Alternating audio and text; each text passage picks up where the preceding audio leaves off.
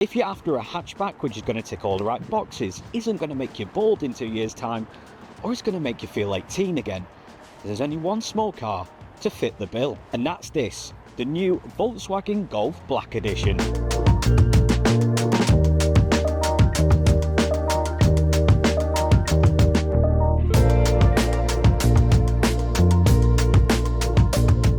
Yes, Volkswagen have brought out a new trim level, the Black Edition, which is seen across their range and sits just above one of the previous top specs, the R-Line, meaning you're going to get so many sporty accents as well as premium features. Now when it comes to the Golf, there are so many different trim levels, because if you want to go full down the hot hatch route, then you get a GTI, which is going to be a lot more expensive, whereas the Black Edition is kind of the top spec if you go towards the standard Golf, although for me, there's nothing standard about this hatchback. It ticks all the right boxes, and I think in an automotive world that's inundated with SUVs, something about this car I just absolutely love.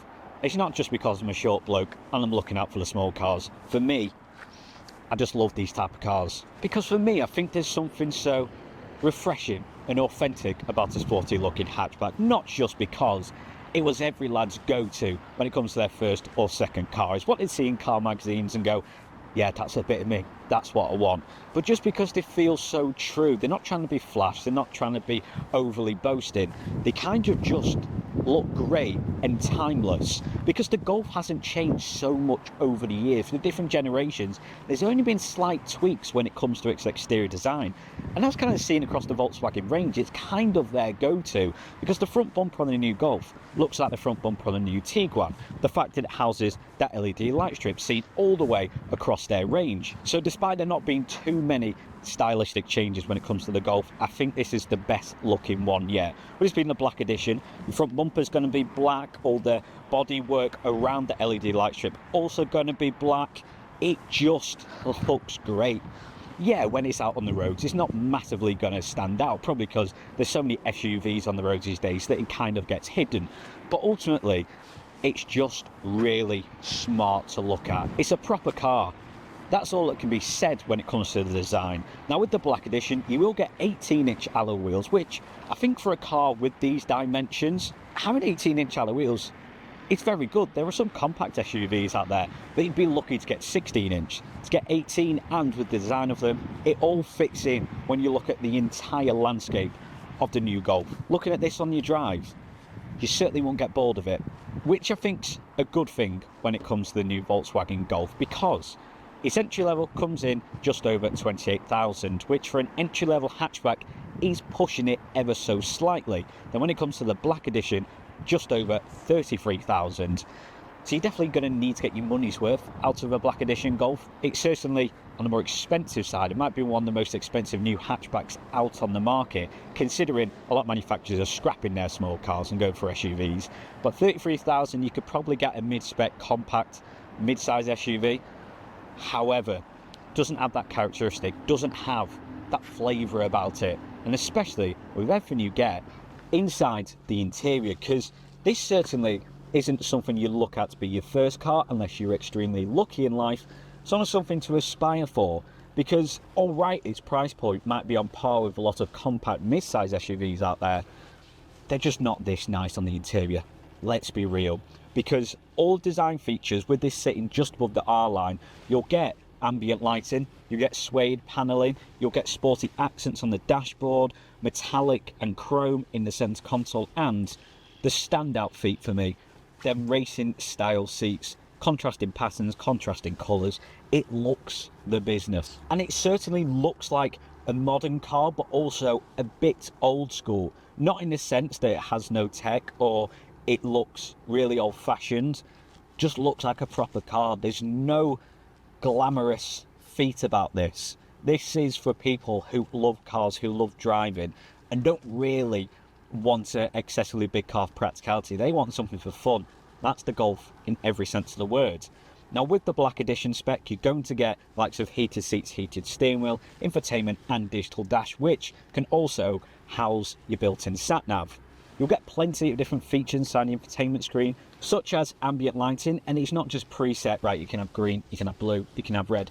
Fully customize it, you can have blue and white, red and green, whatever you want. Match your favourite football team, looks good. In here you can also change different driving modes of eco, normal, sport and individual if you want to fully customise it, and then have a little play about with it and customise it to how you want to drive. You'll get reversing cameras as well, along with a game centre, meaning if you just parked up, you're on your lunch break, you can actually use your phone, scan the QR code on screen, and it becomes a PlayStation. How cool is that? And the thing is, it is just a really responsive system. You're probably going to use Apple CarPlay and Android Auto every second of every drive.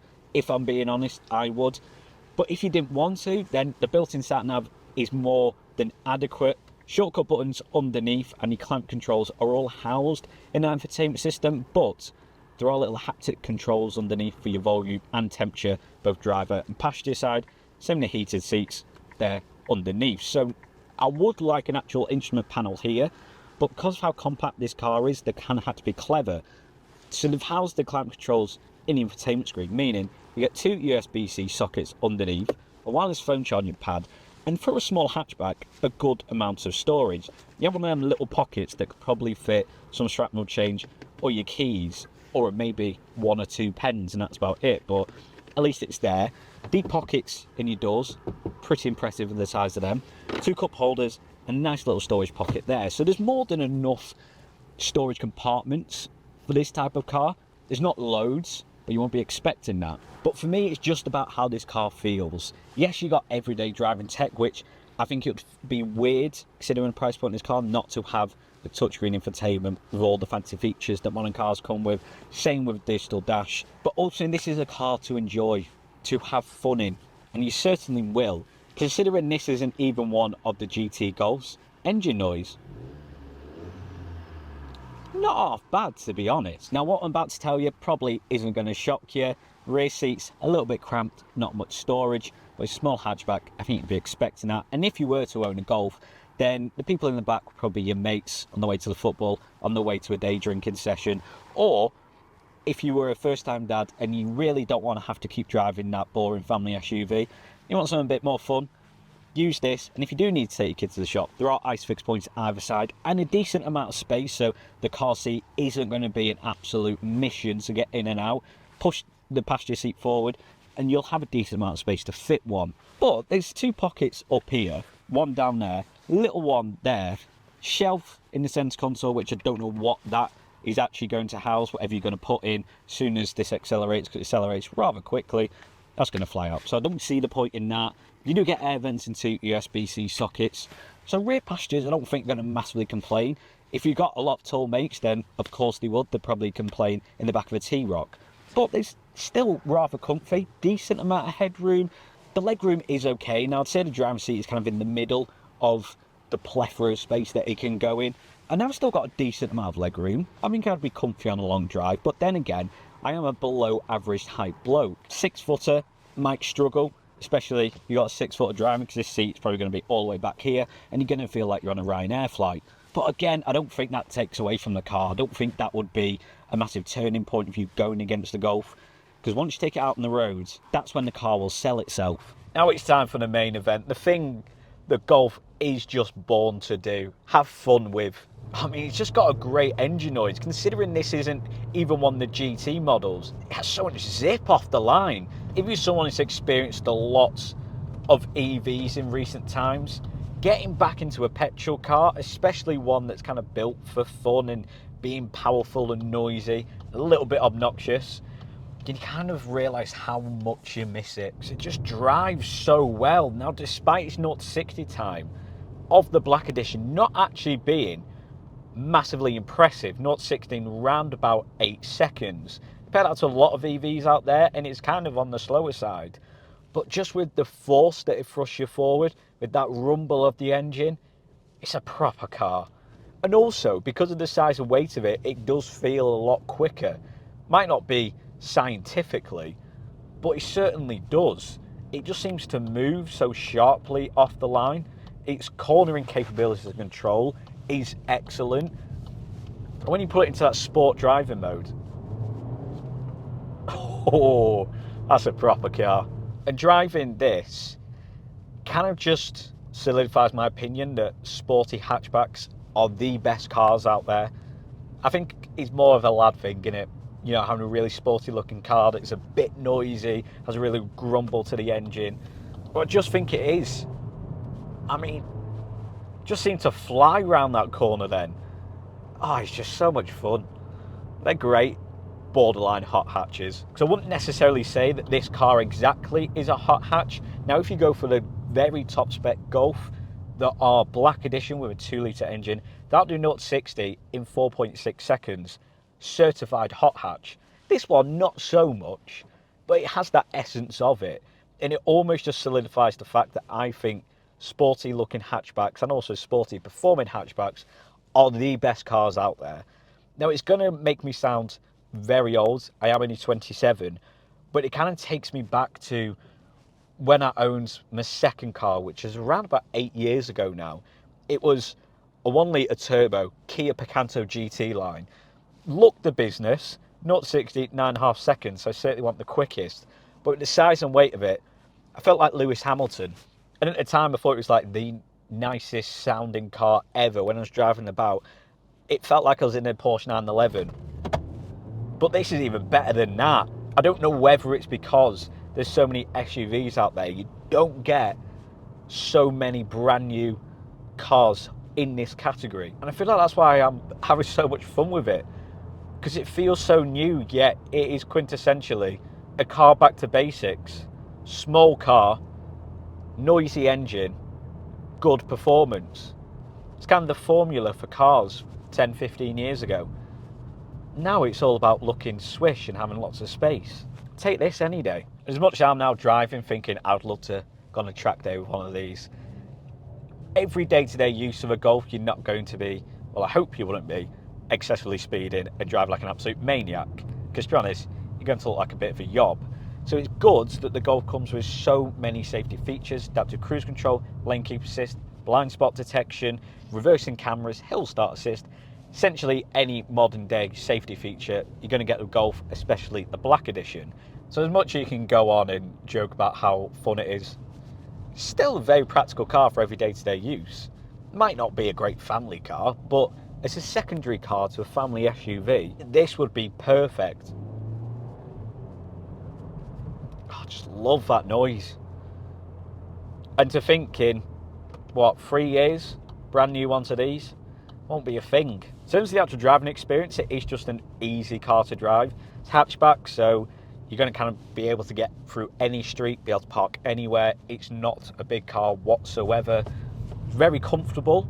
It would have been nice if there was electronically adjustable seating, as you know, the old school crank handle and lever to shift yourself forward. But the infotainment's really easy to navigate. I like the fact that on your digital dash you can actually house your built-in sat-nav, as well as all your adaptive cruise control settings. Nice touch. As well as the shortcut buttons underneath, it kind of looks a little bit plonked in. Same with the demisters, which are kind of to the right of the steering column. But I prefer having them rather than the all being for the infotainment screen. In fact, your drive mode selector, and to pull up your reversing camera, the little shortcut buttons underneath your infotainment screen. So the bottom line is this: the Golf might be a more expensive hatchback to what we traditionally know, but I think the price point is fair because you get loads of safety features, you get loads of tech, and it's just excellent to drive. What more could you want? As for the rear end, it certainly does the job. It looks like the rear end of a small hatchback, looks like the rear end of a Golf. This kind of hasn't changed whatsoever. The rear bumper kind of sticks out a little bit more to give it a bit more curves, make it a little bit sexier, you could say. But with that rear privacy glass, the fact that the Golf branding is blacked out signifies the Black Edition, it looks like a great looking car. Now, kind of one of the main differences when it comes to the back is the rear LED light design, because it has these little blocks that when you unlock the car, they kind of go doo-doo-doo, and it all looks rather smart. But if you didn't know about Golf, you probably won't notice that. You'd probably just look at it and go, oh, that's quite nice, that's a little bit different. I kind of think it makes a lot of difference though. Slight spoiler effect. Now, if you were to go from the GT models and really treat yourself to a great looking hot hatch, then you'll get a few more design features at the back, but ultimately it looks smart, it looks clean. They've not done anything rather impressive in the back of this car, but again, it certainly doesn't need it. So then, there you have it, the new Volkswagen Golf Black Edition, a car which in the not so distant future might become extinct, because with the looming EV mandate, the countdown to 2030, where the full electrification of the car world will be in full force, sporty hatchbacks like this will become a thing of the past. So, seems like now is the right time to get yourself one, to feel a true authentic car. And despite me only being 27, this type of car doesn't half take me back. You know them days at a weekend in the summer, you pick up your mates and you just go for a long drive, see where the day takes you. It's fun to drive, it's great to look at, and now with having a fully modern interior with everyday driving tech that you'd see on a top spec Tiguan for £33,000 might be steep for a hatchback, but I think it's certainly worth it. And if you want to book a test drive on the new Volkswagen Golf or any of its counterparts in the Volkswagen family, then you can do so at Corkills Volkswagen Wigan. To find out more, then look on our website.